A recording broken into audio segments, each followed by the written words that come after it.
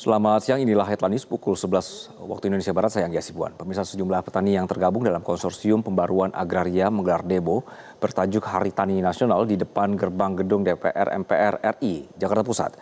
Dalam demo ini sejumlah petani akan menyuarakan sejumlah tuntutan.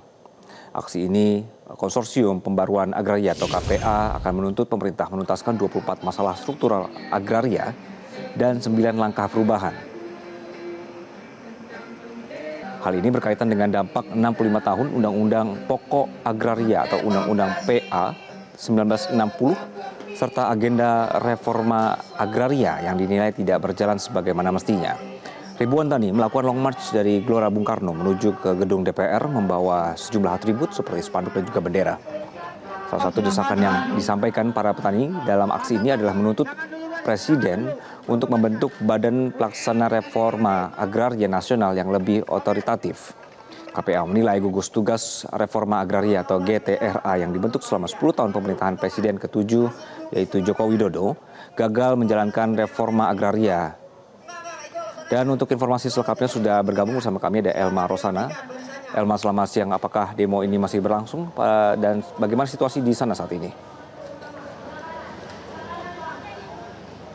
Iya, selamat siang Anggi dan juga pemirsa. Hingga saat ini demo atau aksi dalam rangka Hari Tani 2025 yang ke-65 ini masih berlangsung sejak tadi pada pukul 9 waktu Indonesia Barat dan rencana nanti pada pukul 16 waktu Indonesia bagian Barat.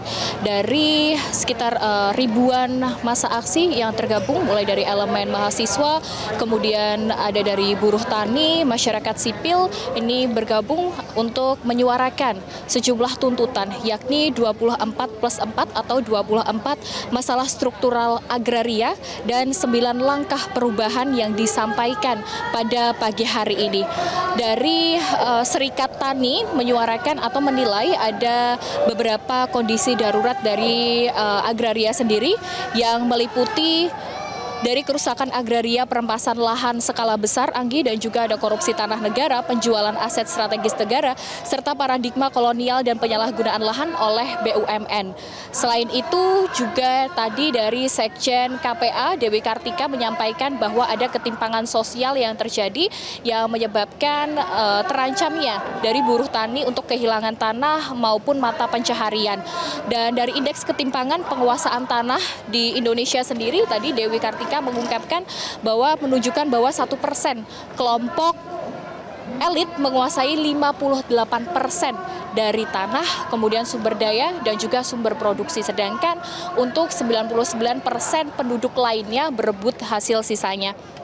Nah, akibat kondisi itu dari KPA dan juga Serikat Tani ini menilai atau menilai sendiri bahwa ada tercatat setidaknya 3.234 konflik agraria yang terjadi sepanjang tahun 2015 hingga 2024. Maka dari itu dari KPA menuntut agar ada dialog dari DPR RI, pimpinan terkhususnya dan juga menteri atau lembaga terkait dari reforma agraria. Demikian Anggi, saya kembalikan kepada Anda di studio. Elma Rosana melaporkan dari kawasan Senayan, Jakarta. Terima kasih. Jelajahi cara baru mendapatkan informasi. Download Metro TV Extend sekarang.